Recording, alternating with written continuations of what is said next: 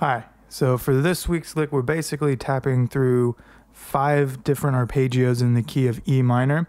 And to start out in an E minor, we're going to move to an A minor, come up to an F sharp half diminished, through a B7, and one more diminished arpeggio down into our final note E. So here it is. I'm going to start by hammering on the 7th fret of the A string with your index finger, followed by the 10th fret with your pinky, and then you're going to tap the 14. Now we're going to skip down to the G string, hammer on the 7, hammer on the 9, tap the 12. Then we're going to skip down to the high E, hammer on the 7, hammer on the 10, tap the 14. Coming back down, we're going to hammer on that B string with your pinky, tap the 12. And then we're going to do a little bit of a position change. We're going to come down here to the 5th position. We're going to pull off to the 8th fret, pull off to the 5th fret, skipping down to the D string, tap the 10th fret, pull off on the 7, pull off on the 5, coming down to the low E, tap the 12th, pull off on the 8, pull off on 5th. Now we're going to move into a F sharp half diminished arpeggio.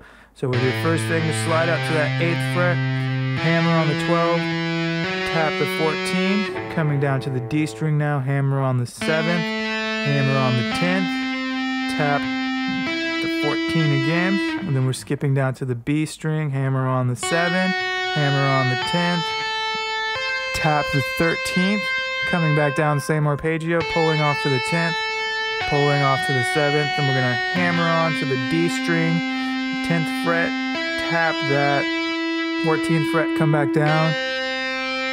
Now we're going to go into a B7 arpeggio. You're going to hammer on the 9th fret, hammer on the 8th fret, and then into the 11th fret of the G string, tap that 14th fret, skipping down to the E string, hammer on the 7th, hammer on the 11th, tap the 14th again. Coming back down, we're going to do one final diminished arpeggio.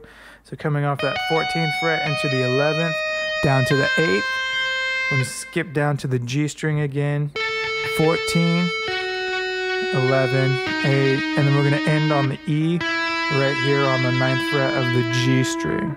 So you put it all together and you have this. And